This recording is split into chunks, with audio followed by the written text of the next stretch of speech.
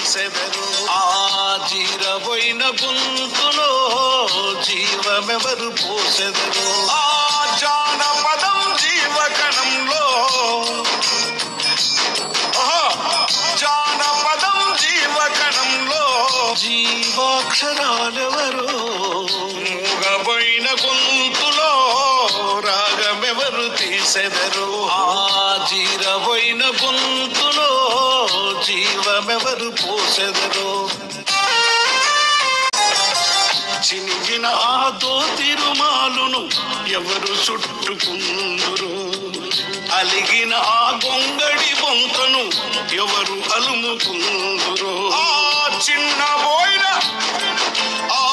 చిన్నబోయిన సేతి కర్రతో సాము ఎవరు చేసెదరో. మూగబోయిన గొంతులో రాగమెవరు తీసెదరు. ఆ జీరబోయిన గొంతులో జీవమెవరు పోసెదరు.